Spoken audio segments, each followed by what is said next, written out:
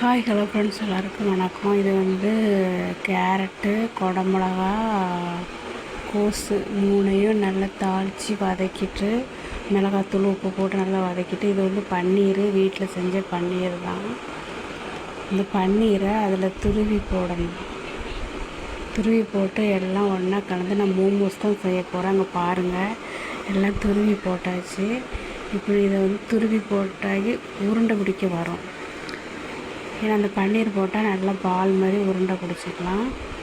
நான் இதில் வந்து மிளகாத்தூளும் உப்பும் கலந்துருக்கிறேன்.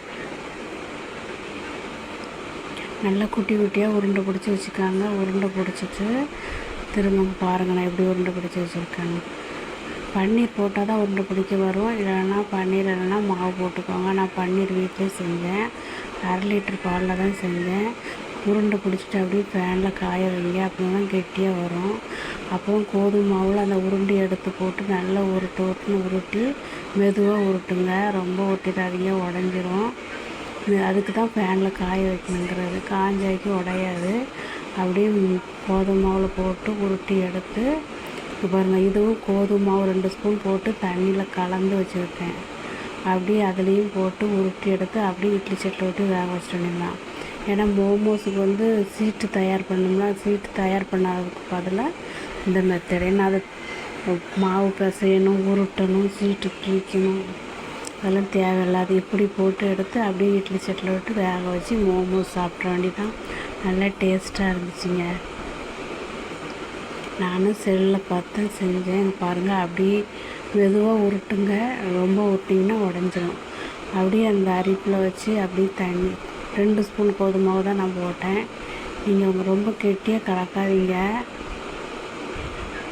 சிலவங்க சுசியமோரும் போட்டு எடுக்கலாம். ஆனால் இதுதான் கொஞ்சம் நல்லாயிருக்கும் பார்க்குறதுக்கு. உள்ளே என்ன இருக்குன்னு அப்படி வெந்தால் தெரியும். சீட்டு வந்து லேசாக இருக்கும். கெட்டியாக வச்சா சுசிய மாதிரி ஆயிரும் மக்களே. அதனால் லேசாக போட்டு வைங்க, அதுதான் நல்லாயிருக்கும். 2 ஸ்பூன் மாவு போதும் தண்ணியில் கலக்கிறதுக்கு. நிறைய போட்டு கலந்துடாதீங்க. பாருங்கள், இட்லி சட்டியில் போட்டு ஏன்னா யாருக்குனே வெந்தது தான். ஒரு 2 நிமிஷம் வச்சா கூட போதும், வெந்துடும். ஏன்னா மேலே உள்ள அந்த கோதுமை மாவு தண்ணி வேகிறதுக்கு தான், வேறு ஒன்றும் இல்லை. வெந்த உடனே அப்படியே எடுத்து சாப்பிட்ற வேண்டியதான். நல்லா டேஸ்ட்டாக இருந்துச்சு. இது என் பொண்ணு தான் எனக்கு நிறைய கொடுத்தா காய். அவள் தான் கேட்டு அடம் பிடிச்சி செல்லில் பார்த்து செஞ்சுதான் ஒரே டார்ச்சல். செஞ்சாச்சு, சாப்பிட்டாச்சு. டேஸ்ட்டாக இருந்துச்சு. மோமோஸ் புது மெத்தடு. வீட்டில் இருந்த காய்கறி வச்சு செஞ்சாச்சு மக்களே. நீங்களும் இதேமாரி செஞ்சு பாருங்கள். ஓகே, டாட்டா பாய்.